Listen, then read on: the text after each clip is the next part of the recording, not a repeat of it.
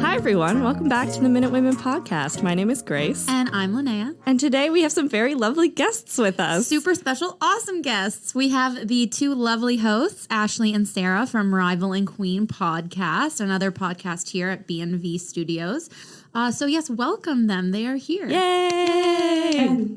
We're so excited. Oh, fantastic. Can you guys briefly tell our audience, for those who have not listened to Rival and Queen, what Rival and Queen podcast is all about? You should, because it's funny Absolutely. and informative. Absolutely. I can dive in. This is Sarah. Ashley and I started Rival and Queen really selfishly because we just wanted to get to know very cool people around us. And it's kind of evolved into every week we interview guests and learn all about how to become our most queenly selves. Oh, I love that. I love that. So where does the name come from, by the way? I've always been curious. We get asked that all the time. And it's honestly not a very exciting story, but I had that name for a different business years and years ago. And when Sarah and I were developing kind of Rival and Queen. Years and years. Ashley looks about 25. So years and years makes it sound, yes. So. Yeah, 10 years probably at least. Okay. And I just told her this random name that I had for a business back then. And she was like, I love it. And then we just went with it. The .coms were available. The social handles were all available. And like Sarah just kind of said that we've kind of taken the life of what the name is into what we wanted the podcast to be just naturally, which is kind of like taking on those things and becoming our best selves, which is our most queenly selves. Yes. Love that. Because whenever I heard the name, I was like, I wonder if there's a backstory where they used to beef all the time and they were arch nemesis, and now they're queens together. Yeah. And that would be amazing. That's a good thought. And also just what it's like to be other than Sarah and I, who else is out there, what it's like to be them, what are their stories. Sarah and I just want to know what it's like to be other people in other careers. So that's awesome. That's so cool. I love that. That's awesome. Yeah. Well, I also love that you guys came up with that idea for the name because I feel because of the name, I feel like so many people come up with their own backstories and I kind of just love hearing them. Yeah. It's Grace. It was all Grace. Everything is Grace. But it's because I just don't have a life outside this podcast. I live and breathe this podcast. Yeah, she's an academic who right now is unemployed. So this is her baby. That's all I got. It's been the best experience for sure. So, do you guys have a favorite Heritage Minute? Yeah. Oh my gosh. Sarah does. I think we all. I love the Molly Johnson one when the Irish orphans. Don't we all? So good. Don't we all? Irish orphans. Hilarious tidbit. So we've done that episode and we made fun of it because the last little girl, it's she just kind of mumbles, they're all saying their names and then she's like, meh, meh, meh, meh, meh, but you don't know what she says. But I looked at the IMDb page, and it's just smallest orphan. It doesn't have her name. No. And I was like, oh, that's so funny. So yeah, she's just smallest orphan. I think the closed captioning puts her name as Kathleen Ryan. But it's that's not what she says. No, that's not what she says. Yeah. So that is definitely a very solid choice. That is a great choice. Yeah. It's interesting. Some of them are so disturbing too when you think back to them. Did this really happen? This is terrible. Or you just think who thought this was a good idea to produce this and put it out to the public? Yep. And you're both, just confirming, I believe you are, but you're both Canadian? Yeah. Both born and raised in Canada? Yeah. Very cool. So you saw these as children. We've had someone on who had never even heard of Heritage Minutes before. What? So we had to How old were they? It's Reese of the Canadian Politics is Boring podcast. So he's from Wales originally, and so he only moved here 2 years ago. And that episode we did Grey Owl, and so we watched Grey Owl with him, and that was the first time he'd ever seen a Heritage Minute. Yeah, yeah. He popped. We popped his Heritage Minute, Sherry. Yeah, so, but what are we doing today, Grace? I don't know. So I'm just like you. What? Can I just interrupt you guys for a sec? Because I actually want to know Ashley's Heritage Minute. Oh, yeah, please. Oh, yeah. So 2 are coming to my, immediate thought is the Dr. Penfield burnt toast one. Okay, he is also sexy. I don't know. Man. He is a beautiful man. Look up Dr. Penfield University. He played football at McGill. Woof. It was at But do you know like, what's funny Princeton. is everyone knows that. Like who hasn't smelt burnt toast or smelled something and remembered that moment to be like, And like laughed and been like, yeah, oh, or I'm you just like, having a seizure. yes. Yeah. So And what's your other one? I really like the basketball one, but I can't remember, when they Naismith, poke the hole yeah. in the basket. Yeah, I like that. that a one's good definitely one. iconic. Super iconic. Yeah. I would say it's one of the ones people would definitely rattle off first on their list of heritage for sure. minutes. And it's a really like, he's kind of a funny guy, James Naismith. Yeah, looked a lot like Teddy Roosevelt. It's a lot like Teddy Roosevelt. Yeah. But speaking of Naismith, that's an excellent segue to the Heritage Minute we're going to do today. Oh. Because I figured, we have assembled this team of badass ladies for our Heritage Minute, we are going to do a very new Heritage Minute, which is the Edmonton Grads. Yeah. Have you seen this Heritage Minute? So they're like the most prolific women's basketball team ever. And they were based out of Edmonton in the 1920s to 40s. Yep. And they were virtually undefeated during that stretch of time, on both like a national and an international scale. It was very League of Their Own, like the movie, like they had to wear little skirts and like it was yeah. And so it's just these like girls in Edmonton. They tend to be like 18 to 25, and it's like at a time when you retire from basketball when you get married, kind of thing. Yeah. So it's just these girls, but they were like statistically the best basketball team ever. Like men's, women's doesn't matter. So just statistics wise. Yeah. So we're gonna dive into the history of the Edmonton Grads. Well, I'm excited. Amazing. Ready? Do you guys like sports? Are you like a sports viewers? It's okay if you hate sports. I like sports. I play basketball. I'm into it. There you go. Ashley loves sports. I'm okay with sports. Okay. All right, that's fair. We Sarah's a baseball fan. We love sports. I love baseball. We especially love sports movies because there are always men who are vulnerable, and we love a vulnerable man. Emotionally available men. Yeah, emotionally available men are being emotional with other men. Yeah. Oh, bum touches. Best part about sports. tight pants and bum touches. Right, Mark? Are you guys single? I am. I'm not. Very recently. Though. Yeah. Okay. No, I just really liked your enthusiasm around About the bum touches. Quarantine was a hard time for a lot of us. The Last Dance got me through in a lot of ways. Thank you, Michael Jordan. Thank you to Michael Jordan. Really, I'm a Larry Bird girl, but yeah. Who's to say? Yes, when we started this podcast, I was in a relationship and Grace was single, and now we've role reversed. We've kind of switched. Yeah, we've switched up. Mark's still single, so some things never change. But yeah. Oof. So, the story of the Edmonton Grads begins in the early 20th century. So, basketball was a relatively young sport at the time. James Naismith invented the sport in Springfield, Massachusetts, while working at the YMCA International Training School as a game the male students could play indoors during times of inclement weather. So, the invention of basketball was very much out of necessity. Just for rainy days. They can't go outside in the cold, so we need something else for them to do. Like most sports, it was originally intended for male players. However, it wasn't long before women were taking the basketball court. By the late 1890s, young women were playing basketball in high schools, universities, and YWCAs. Women had also established basketball clubs like the Ladies Basketball Club of Toronto. Very cool. The first girls' high school basketball team in Alberta was founded in 1904. A decade later, in 1914, a girls' basketball team was formed at McDougall Commercial High School. The lead on this project and the team's coach was the school's 25-year-old commercial training teacher, John Percy Page. So Percy was born in Rochester, New York, the son of... a New Yorker. A New Yorker, yeah. We love accents here at Minute Women.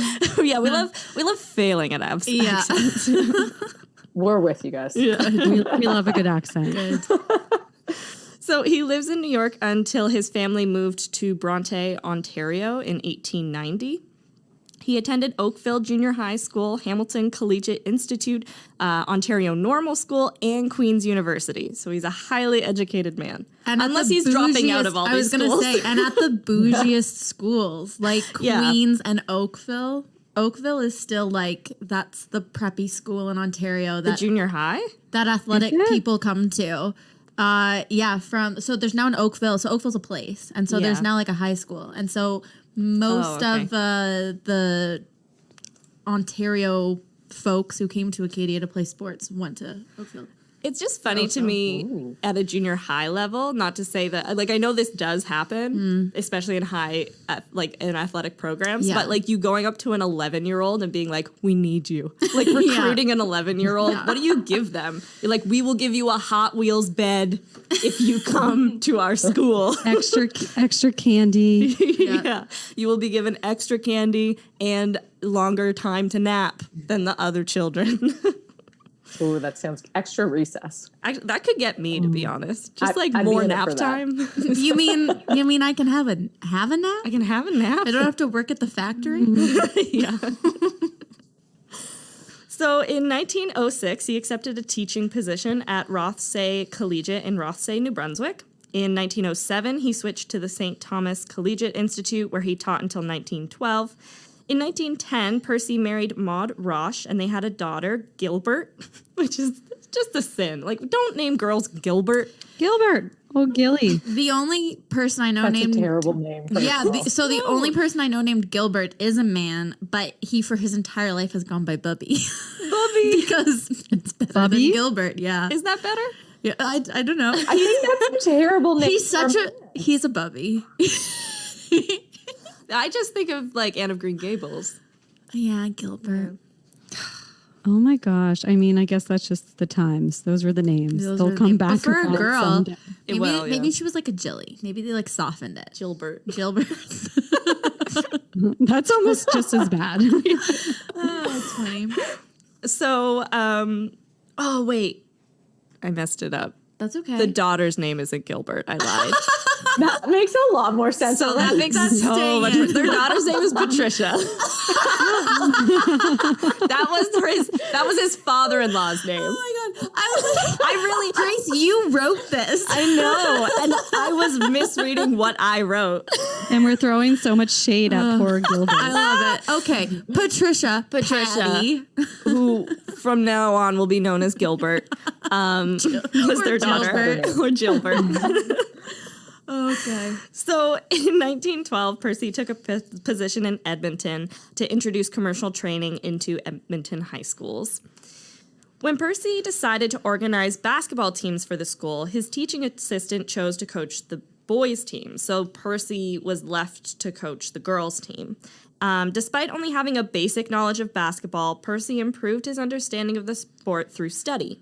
He held practices twice weekly. The high school had no gym, so the students practiced basketball on an outdoor court throughout the year, even during the frigid Edmonton winters. Which is super funny because that's the reason basketball is invented, is so you can play something inside. Play it inside. On a court. Just imagine parkas outside in Edmonton playing basketball. They were running on ice. So cold. They were in like full wool outfits. I don't even I assume the balls would be leather at this point. So Yeah. it probably doesn't even dribble that much. No. There's a lot of key features of basketball that I think are very difficult to achieve outside. Probably also not like an asphalt paved court. No, it's probably just dirt. Yeah. They're probably just no dribbling. No, We'll play basketball, Just but passing. don't dribble. Just passing. And also, when you get a ball in the hand the wrong way, it kind of hits your finger or you catch it not Oh my perfectly. gosh, yeah. It kind of hurts. So imagine if your hands were frozen. Yeah. Yeah. Oh. You know what? That's a true. Those are true Canadians right there, playing basketball all year round. Yeah. They're national heroes. Yeah. Well, that's why the boys had to play in the gym because they couldn't possibly play outside in those frigid Edmonton winters. Yeah. So funny. So all the girls on Percy's teams were in the senior year of high school. So by mid-1915, they were all set to graduate. However, the girls still wanted to play and decided to establish a basketball club that was eventually called the Commercial Graduates Basketball Club, affectionately shortened to the Grads or the Edmonton Grads. So that's where the name comes from. It's the initial team. They're like the graduating class from this high school. Right. The girls convinced Percy to remain their coach. Members of the club were largely recruited from the McDougall High School, but also from other business and technical schools. Percy decided that he was going to establish a feeder system to train and recruit his new players. Promising high school students would be invited to join the secondary team called the Gradettes, and then the best Gradettes would be promoted to the Grads whenever a space would open up. So, like, he goes from not being that interested in basketball to setting up a whole feeder system to support his amateur women's basketball team. He doesn't have a team. He has like, I guess, like an institution of basketball. Yeah, like he establishes this whole system to make sure that it's sustainable. Yeah, it's a business, which is like nice. He's totally like, he's such a dad figure in my brain. Like he goes from having no interest in it to like fully throwing himself into it. It's his whole life. It's all consuming. Do we know if Patty ever played basketball? Good question. Is this I don't his know. Vision for her? I don't know. I don't know if she did. I have a feeling, given his level of education, she wouldn't have gone to a commercial high. Like, she might have played basketball, but I don't think she played for the Edmonton Grads. She probably went to an academic school. She went to a better school for the time. Yeah, so this would be a school where you go and get like you train to be a mechanic. For women, I don't know what the probably like secretarial and stuff like that. Something that would put you in a good position to have a job at the end of it. More like vocational school. Yeah, exactly. It's a vocational school. Yeah. So Percy either coached or supervised all the teams, and his influence on the Grads was clear. Quote, "You must play basketball, think basketball, and dream basketball." That was his mantra. That basketball was like a basketball to me. That's from Basketball Jones. Mark, do you know that? Basketball Jones, Chris Rock. Okay, Mark knows what I'm talking about. That's a very good quote, and that is. It's this song he's singing about how much he loves basketball.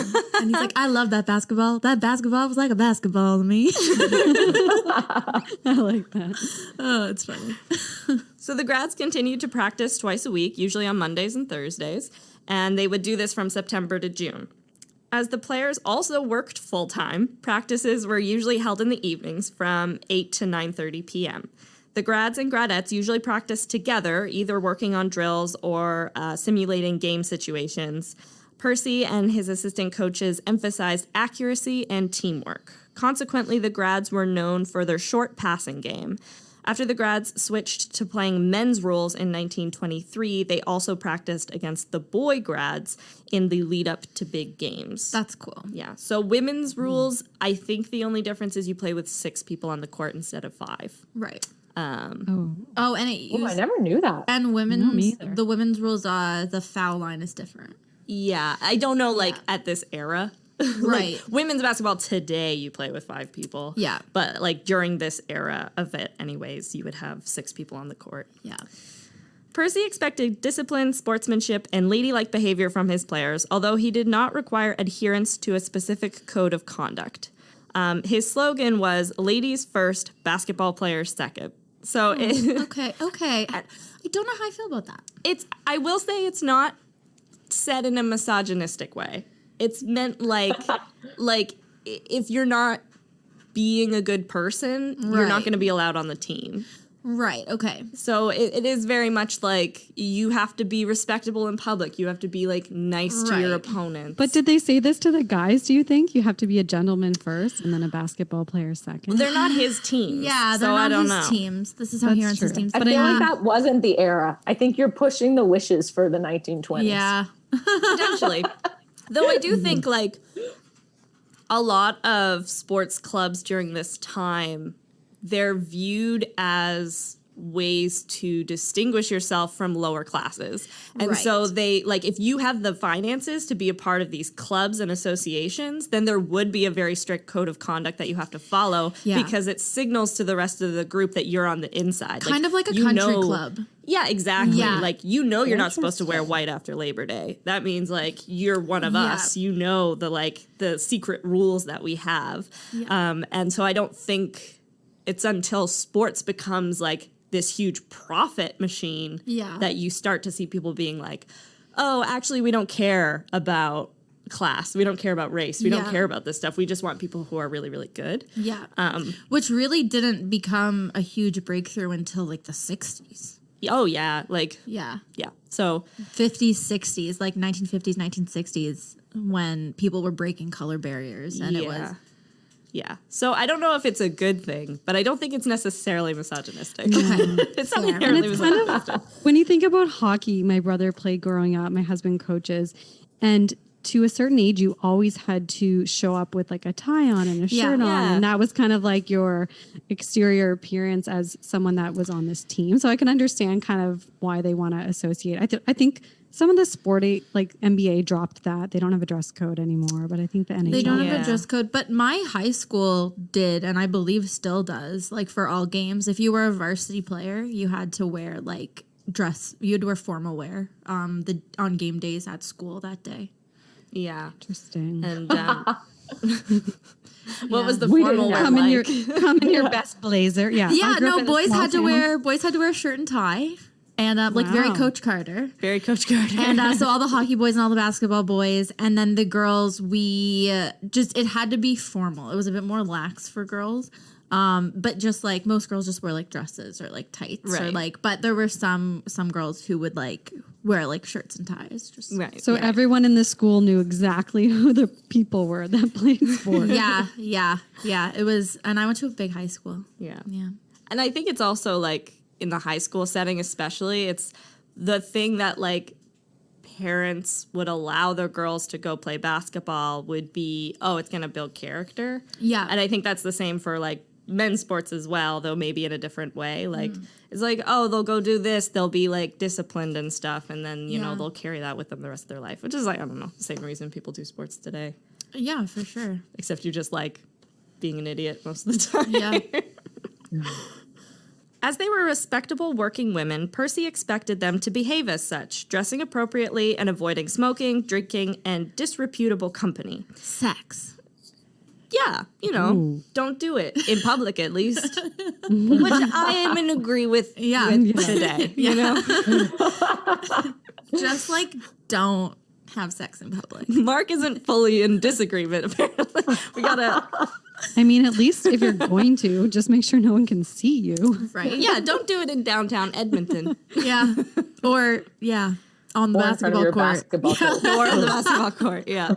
Keep it to the bedroom. I mean, these people, they're pretty young. Like, yeah, they're like 18 to 25. Yeah. So, mixed bag. Mixed bag of nuts. Percy and his wife, Maud, who acted as team chaperone, formed a family with the players, and most of the players would refer to Percy as Papa Page. Oh my God. He's really stepping into the dad role. Yeah, definitely. I love that. This closeness may have helped to explain both the team's success and the fact that there was so little turnover of players. So the team really succeeds because there's such a continuity and the girls come back every year. Right. Players generally resigned from the team when they got married, although not all of them did. Boss ass bitches. They're boss ass bitches. They're like, listen, we're going to get married, but also my girls need me on the court.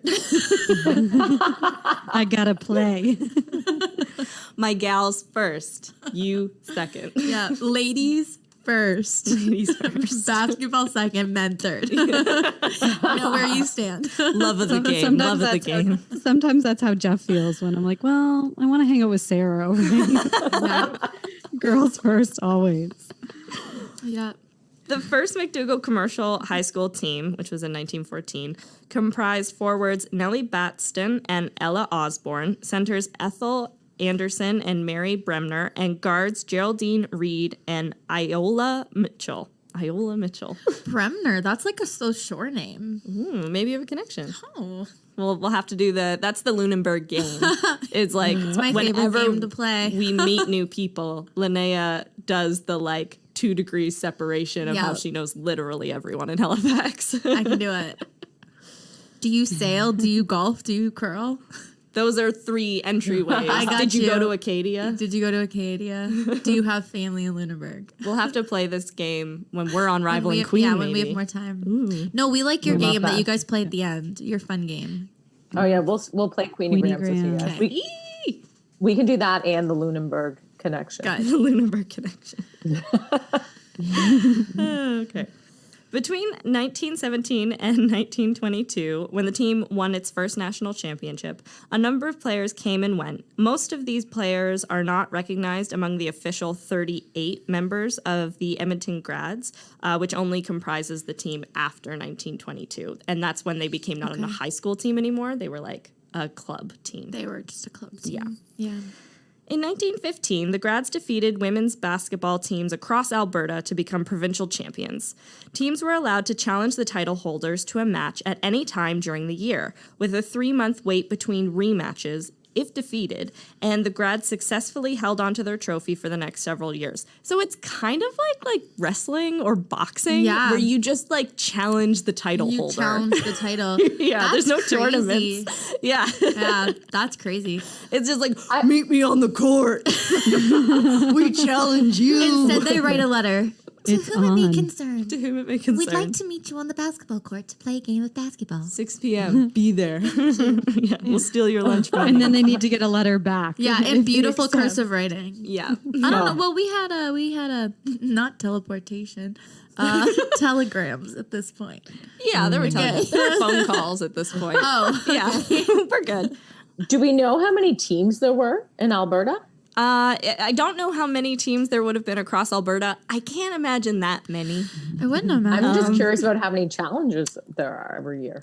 They would get challenged pretty regularly, like throughout the school year. So usually they would have I think by the end I'll have like a total stat of like how many games they played total, but it's in like the 200s.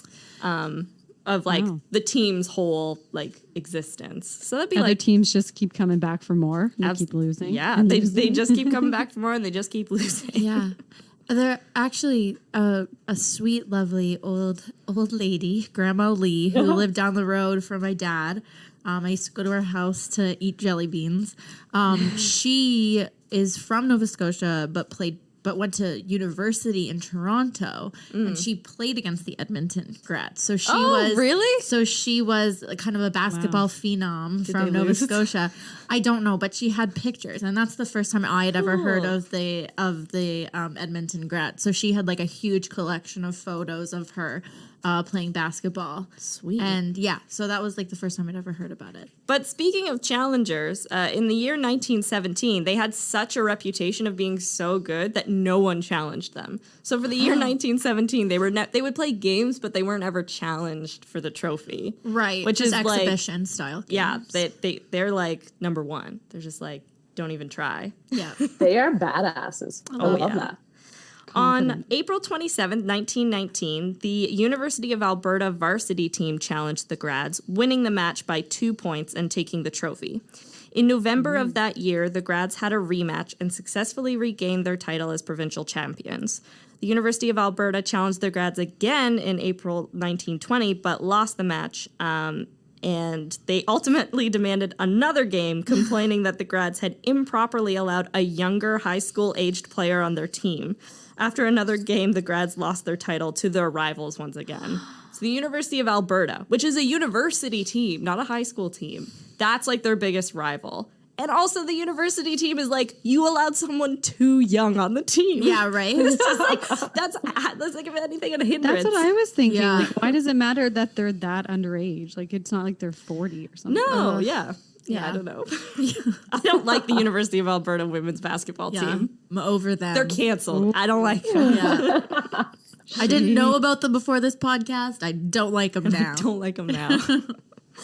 In 1922, the Edmonton Grads won their first national championship, defeating the London Shamrocks, the Eastern champions from London, Ontario, in 2 games with a combined score of 49-29. So they're also low-scoring games.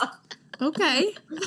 But the way that they like do little tournaments like this, so this was like, it's not best of 3. Okay. You play 2 games and you have a combined total score. And if your combined total score is higher, that means you win. That's so weird. So you could lose the first game, but as long as you score high and then score high in the next one, you could just win the whole thing. But you could also win both games and lose. No, you'd have to win at least one of them because you have to have more points than them total. But Like, Okay. Yeah. Yeah, I see what you're saying. Math. Oof. There's It's also so hard. there's also 12 people, like 6 gals on each team. I'm like, wouldn't the 5, scores yeah. be high? in a higher? single game, you're gonna score like 10 points. Yeah, that's That'd be insane. terrible to watch. So boring. The past much is so passing. boring. Passing the ball around. That's the one thing we'll tell you about the past. Everybody 'cause we're they talking about practice is dead, outside. and it's boring. But like for these girls, this is But it fast happened. paced. They're like, this game is so fast paced. All I've ever seen is a lawnmower drive by. Like, this is the most like mind boggling experience. This is crazy. This is crazy. Yes, yeah. Some So- entertainment then. Within this little tournament, the first game was played according to women's rules, so 6 players, and the second game was played according to men's rules with 5 players. Okay. Until this point, the Grads had only ever played with women's rules, although they had adopted the less restrictive men's rules the next year. So the next year, they're going to make the switch. They easily won the first match 41-8 using women's rules. Wow. Blew them out of the water. Yeah. While the Shamrocks, who favored men's rules, won the second match 21-8. However, the Grads' overall score was higher, which clinched them the championship. And they would successfully defend their national title until the team disbanded in 1940. So Whoa. they never lost a national championship. Okay, Like, okay. why have it? So I'm not accusing you of not being intelligent, but is this the number of baskets or the number of points? This is, well, I don't know how they score. Okay, because I'm just wondering, just because 'Cause it they could be, seem like, really 1 low. Because point. I'm just saying, yeah, is that like they had that many baskets, so it would be Potentially. double? I don't know. Potentially. I don't know when they double the score. Also, I don't really know why they do that in basketball anyways, other than having the foul points, I guess. But I suppose, yeah. yeah. If they didn't have foul points, then I'd say this is probably just the single, like, Right. one basket is 1 point maybe. Right. That would make sense. Yeah. Because the 3-point line doesn't exist yet. Exactly. So When did that? Oh, yeah. That didn't exist. How do you know these things? We know things. sports. The NBA invented the 3-point line because they were like, basketball's getting boring. Yeah. Let's throw this in like the 70s. I think it was the 70s, and it didn't go to college for a while. Yeah. Yeah, it was just like 'cause the it is kinda NBA. arbitrary. It It's kinda was weird. to be like entertaining. So it used to just be 2 points from everywhere and 1 point from the foul line if you're making a foul shot. But Yeah. I love this fact that I'm learning about basketball. It's great. It'll serve me well for trivia. Yeah. Ooh. if you want to win trivia, we're your girls. We have very niche I believe that. Yeah. information. Yeah. Grace has history. I have pop culture. Together we have sports. Together we have sports. With our powers combined, we are a kind of decent trivia team. We're mediocre at best. Megazord it up. We'll have a trivia team. Sarah and I probably know a lot of other random facts, but when it comes to history, Excellent. you guys, You guys would. It's not me. I know nothing. I am a community development major. Whatever that is. I have none, so no degrees. Whatever. We're all smart people in this room. Let's. I'm very bad at trivia, though, so don't ever recruit me. So a year after winning their first national championship, the Grads competed for the first Underwood Trophy, which was like the world championship competition between American and Canadian teams, because those are the only places at the time with teams. Their opponents, the Cleveland Favorite Knits. What? I don't What? know. What? I have no Favorite idea. knits? I have no idea. This is my Like your favorite knit. favorite knit. yes, Yeah, yes, I with a think K. so. Yeah, Yeah. What does that K-N-I-T. mean? I guess it's like, yeah, your favorite sweater. So I guess like the thing that makes them different is that they wear shorts. So like the Cleveland Favorite Knits, they wear shorts and jerseys, whereas the Grads, they still wear skirts, like a kilt still wear situation. skirts. And like this is what the Heritage Minute is about. So the Heritage Minute, Yes. that it takes place during this game. So this is their moment. So the Favorite Knits, when they show up, they're already wearing shorts that says World Champs on them. Which no. No. You don't do that to the Edmonton me? Grads. Excuse me? I know, like the gall. Who That's do these brave. ladies think that they are? So like this when I read that, like I'm a huge New England Patriots fan. And in 2003, they played, or I think it's 2004, whatever. They played the Eastern Conference Championship or the American League Championship against the Steelers. And the Steelers had already like packed their bags. They had like already like organized all their bags so they could just leave immediately and go to like Orlando where the Super Bowl was. Yeah. And they were like, oh no, you don't do that. Like, if you need to fuel a fire, like a competitive fire, why would you do that? Like, we will crush you. We will crush you. But, like, same with these girls. They've never lost, and you're showing up to their game wearing that you're already going to win. I don't like those girls. Talk about a target on your back. On your butt. On your butt. I don't know if they'd allow that in the 1920s to have, like, Gucci written on your butt. It was probably... no, only Gucci. They'd allow anything else, just not Gucci. Juicy. Velour tracksuits. Juicy sweatsuits. This confidence was misplaced, however. The Edmonton Grads played 2 games against the Cleveland team, defeating them with a combined score of 53-33. Over the next 17 years, the Grads defeated their title against numerous challengers, winning most of their matches. In their 25th and final season, they received the Underwood International Trophy as a permanent possession. They were so dominant that when the team retired, they were just like, just have it. That's like the Blue Nose. They ended up just like basically when fishing schooners like stopped being a thing and trawlers were all that was used, they just like gave the Blue Nose all the trophies and we're like, you can just have just it. Keep them. Just keep them. Yeah. Just keep them. I mean, it would be weird for any other team where it's just like, oh, wow, did you win this trophy? It's like, not very much. As you can see on these plaques that we have, it mostly says Edmonton Grads. Yeah. But they just let us keep them. As a reminder. That we're losers. Just remember us. That's funny. The Grads retained their amateur status to make sure they would be eligible for the Olympics if basketball was made an official sport of the Olympics. So they never want to go pro because they really want to go to the Olympics, which I think is really sweet. That's so sweet. In 1924, the Grads were invited to play at the Summer Olympics in Paris. They won every game, defeating women's teams from Paris, Roubaix, Strasbourg, and Lille with an average score of 60-10. Sugar. Wow. Damn, they were this is big amazing. time. Girls are fire. After their final match, the team traveled through Europe on holiday. That was fun. Percy and 2 of his players, Winnie Martin and Daisy Johnson, returned to Paris for the 3rd Congress of the Fédération Sportive Féminine Internationale. The federation formally admitted Canada as a member and declared the Grads world basketball champions, permitting the team to hold the title until the next World Games. So cool. So they were just like, basketball it's just an exhibition sport during this time at the Olympics, but they were so good that they were like, yeah, you guys, you did it. Good job. Winners. By committee, we've decided you're the best. We just think you're really good. And we're not going to argue that you're really good. Sports were so bureaucratic during this period of time. Oh, sports are still bureaucratic. Totally. Returning home as world champions, the Grads gained new sponsors and financial support in Canada.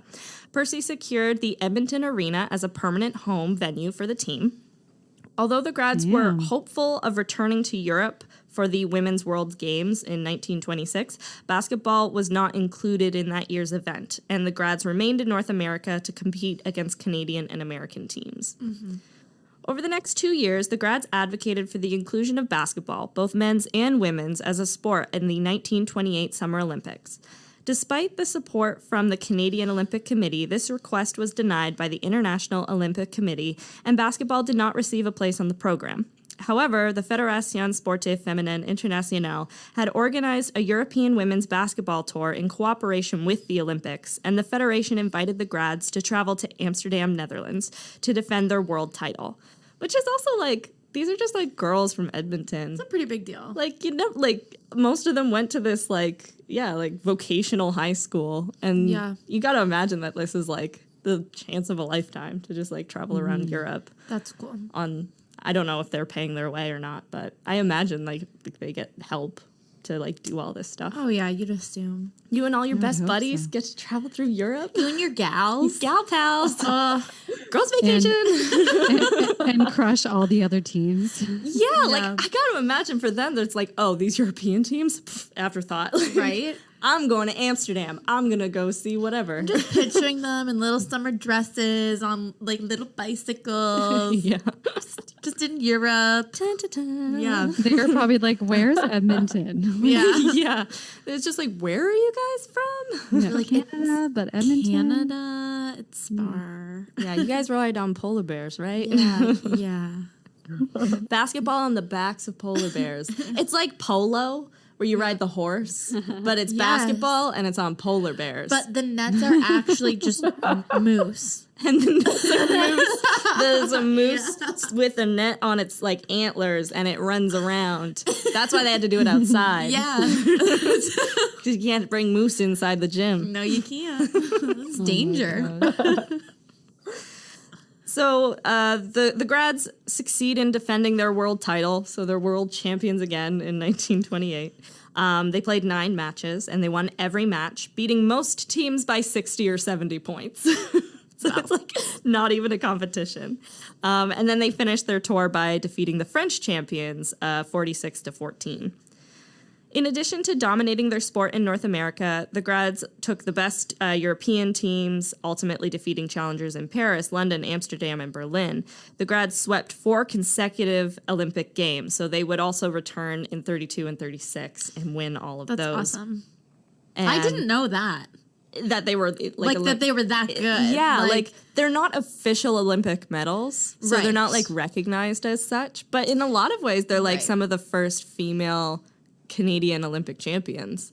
I Yeah, think they might at be that if level, you include it. At that level, for sure. Like the first female champions, like at that high of a level, yeah. Yeah, I don't know what Canada's first Olympic gold for a woman is, but if you included this, I think this is it potentially. Yeah.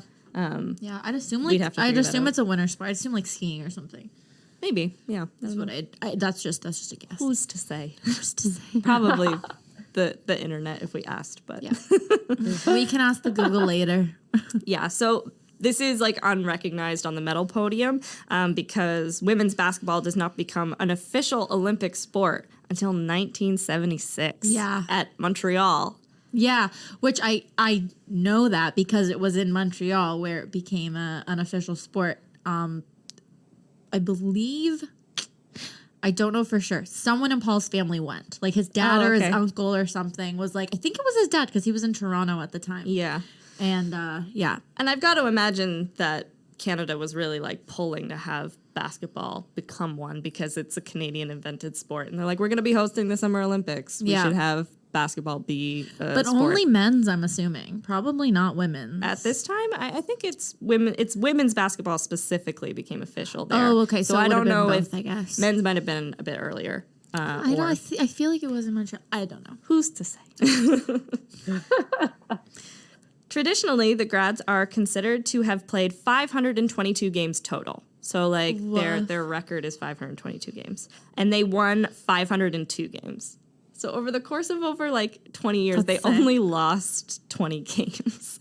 Yeah. One a year. That's insane. incredible. It's insane. That is crazy. However, these numbers have been challenged. So the author of The Grads Are Playing Tonight, M. Ann Hall, excuse me, she wrote this book, and according to her, the Grads played over 400 games during the 25 years as a team, losing 20. She explains that the higher number of 522 includes games played by the McDonald commercial junior and senior high teams. So traditionally, because there was a feeder system and they do kind of like one just transitions and becomes the next, they combine the records of all these games. Almost like you're considering the specific players, like who played for the Edmonton Grads. Yeah, so that makes sense. In her perspective, though, as a club, they only played around 400 games. That being said, they still only lost 20 games. Like, that's accurate. Which is wild. It's so that always happens in sports. People have titles like Wayne, like all the people back in the day. They still try and challenge that those records now. Yeah. I think because the rules are different, the gear is different, everything's different, and they try and like even it out. It's just like, let them have it. It's why it's so hard to argue like the greatest athlete of all time, just because things change so much. Like if you, especially like when you see The Last Dance, like if you compare like a basketball player like Michael Jordan and a basketball player like Kobe Bryant, it's two completely different, like it's a different game. Like it's a different skill set, it's a different mentality. You had a different upbringing. Like Michael Jordan didn't have access to like the incredible like sports stadium and like upbringing through the sport that Kobe Bryant did. So it's difficult to like judge what makes a better like natural athlete.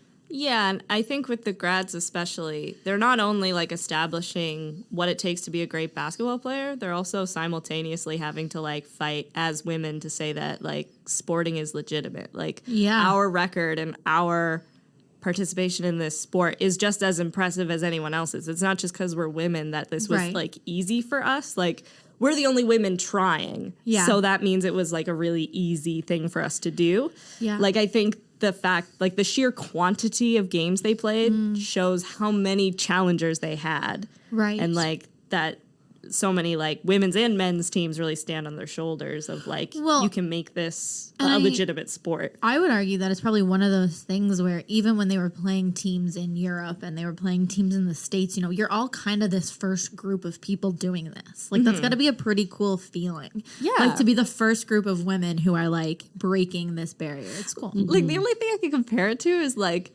I remember when like Shaun White was really cool. Yeah. For like snowboarding and stuff. Yeah. Like I've got to imagine that like basketball to a huge, like a generation of people was like, why are these people taking this thing so seriously? Yeah. But it's like having like skateboarding or like snowboarding added to the Olympics. It's like very like validating, but also like, wow, it's like insanely impressive like what these guys are doing. Oh, 100%.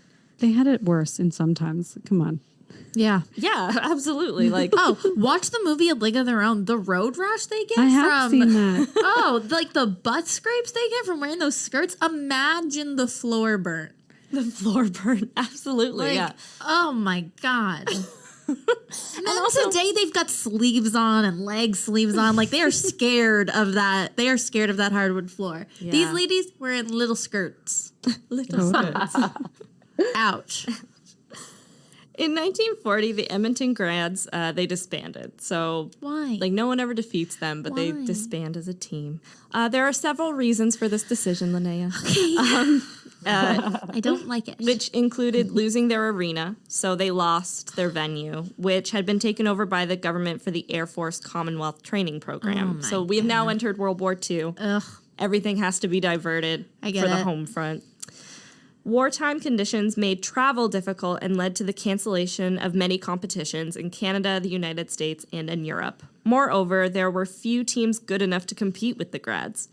Finally, attendance at games had declined, and in 1940, Percy was elected to provincial government. So Percy is also like, I'm moving on, guys. I'm moving on, ladies. I have other hopes, wishes, dreams. All good things must come to an end. Yeah. I need to father other people, you know? Like, I need to be a dad to so many. Like, I get it. It wasn't like they had this prolific struggle and it's like they never won and he was just like, oh, I gotta go. Like, yeah, they're like I've taught you all I can. Yeah, they're pulling a Barry Sanders. They're like top of their game and they're like, we're gonna go out, guys. Yeah. Yeah.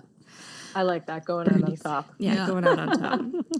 Percy would wind up serving in the Alberta legislature from 1940 till 1959, and then he became the lieutenant governor of Alberta from 1959 to 1966. So he goes and has this like really big political career. I like that guy. Yeah, he's cool. In 1961, he was made Papa Purse. Papa Page. Oh, Papa Page, right. In 1961, he was made a Knight of Grace of the most venerable order of the Hospital of St. John of Jerusalem. The more letters, the more important it is. That's the longest title I've ever heard in my life. That's of Jerusalem? Of Jerusalem. Is he Jewish? I don't understand. He's from New York, maybe. I don't know. He's a New Yorker. Jewish. New Yorker. He could be Jewish. I don't know. Also in 1961, he was awarded an honorary Doctor of Law degree from the University of Alberta, their rival. They bow down. Give him Papa Page. Papa Page. The J. Percy Page School in Edmonton is also named in his honor. So there's now like a school there for him, named after him. Although the team disbanded. That's how you know you've made it. You get a postage stamp or you get a school named after you. That's what I've discovered being on this podcast. Yeah. Postage stamps are huge. And especially in Canada. Yeah. Like that really means that you are elite. You are part of the elite. If there's like some like boy with a binder that has your postage stamp in there, you've made it. You've made it. There's hope for us. Someday. A rivaling queen. We can't I love that. A purple postage and stamp. a Minute Women. Yeah. Yeah, a BMV Media postage stamp collection. Yeah. Commemorative coins. Oh my god. I want one of those like We want the coins. Mint of Canada. Yes, like and the the Royal little Mint folding commercials thing. though. Oh my that's God. like the Royal Mint of Canada is proud to present this beautifully This beautifully curated collection of coins. 7 quarters. It's a part of our heritage. Collectively, it's worth about $2.50. Pay us $50 for it. That sounds perfect. I'm in. These will never lose their value. They'll only go up. These will only appreciate in value. This isn't a car. Drive it off the lot. 25 down. Yes, seriously. Although the team disbanded, it did support the formation of 2 other women's basketball teams. So because the club goes under, there are still players who are like, we still want to play. So they go and make their own teams. I like that. So they created the Comets and the Starlets. There are several grads who went and played for the Comets, which would go on to compete for titles at the provincial, national, and international levels. So the Comets really were the ones that like took up the mantle of the grads. However, they never really achieved the same success as the grads. In 1941, one of the players, McRitchie, moved to Vancouver and joined the Headlums, who dominated women's basketball in Canada for the next few years. Oh, very cool. So it was actually like a Vancouver team that becomes the next big thing. Very cool. As the most successful women's basketball team of the early 20th century, the Edmonton Grads made news headlines across North America and as far away as Hong Kong and the Philippines. You don't say. You don't say. Their success had a strong impact on public attitudes towards female athletes, making it more socially acceptable for women to play sports. The Grads National Basketball Championship in 1932 was essential to the Edmonton Rustlers women's hockey team, helping them gain support to travel east and play the Preston Rivlets for the national hockey title. Very cool. So, like, Girls supporting women, supporting women. women supporting women. Like, there were just, like, the presence of the Grads in Edmonton made it okay for women to join other sports and, like, Yeah. be like, look, we're like a legitimate that. team. You should send us to these tournaments. That's cool. Yeah. That's cool.